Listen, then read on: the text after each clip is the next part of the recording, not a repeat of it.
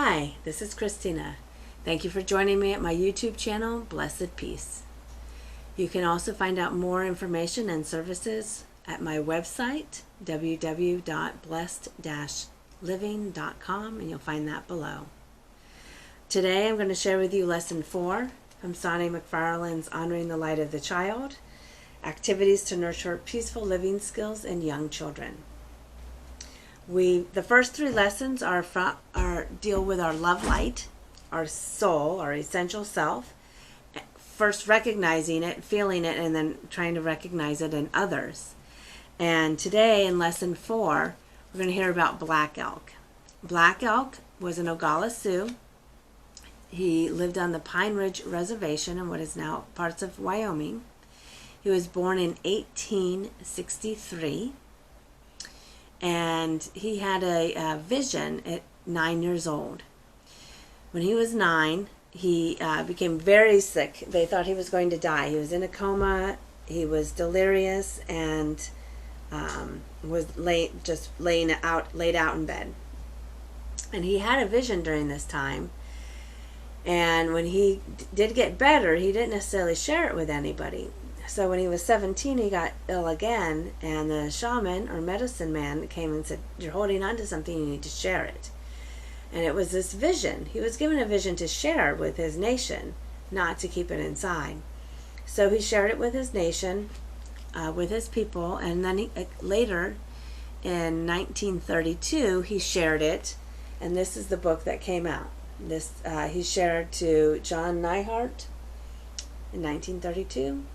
This is obviously another edition, but Black Elk Speaks. It's a great book. You can hear the whole vision and more information about Black Elk in this. There's lots of books out there, children's books, adult books, and this was a pretty big vision that's been shared all over the place.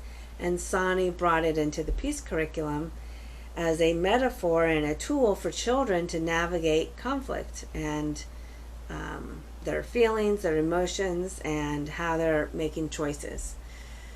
Part of Montessori education is always about choices, teaching children how to make conscious and thoughtful ones.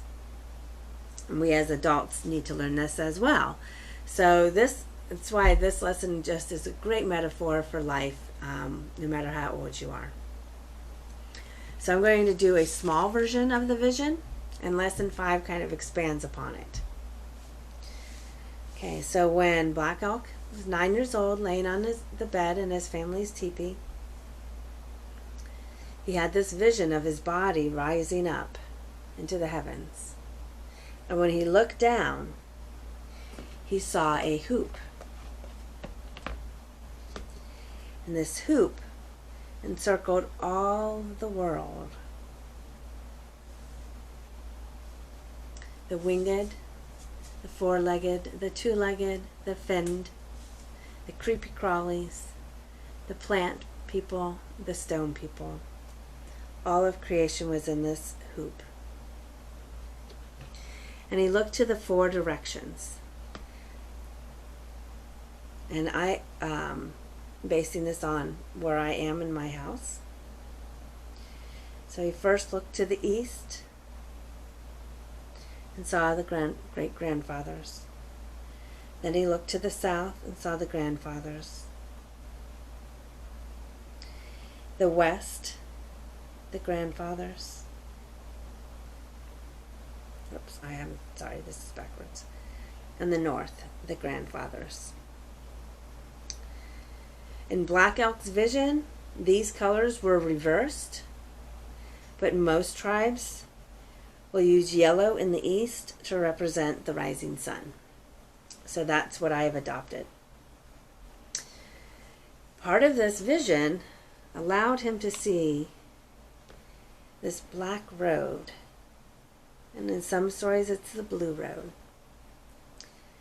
And on this black road, going from the east to the west, he saw that some people, actually all people, sometimes walk this road. And this is the road of life's lessons. We will all walk this road at some time. And sometimes we will stay here for quite a long time. And sometimes we can't get off of this road. But there's another road. And that is the road of peace. The good red road. And all people will sometimes walk this road. And being able to move from the road of life's lessons to the road of peace is about making choices. And in the center where these two roads meet was a tree. And some people consider that this is the tree of life that you'll find in other belief systems. And when creation walked the red road of peace, flowers bloomed in the tree.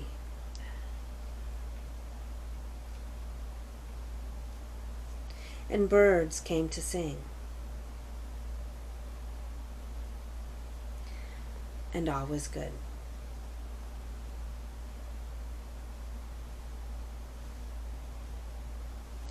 And then his body came back down, and this is the vision that he was left with, a small portion of it, with the two roads.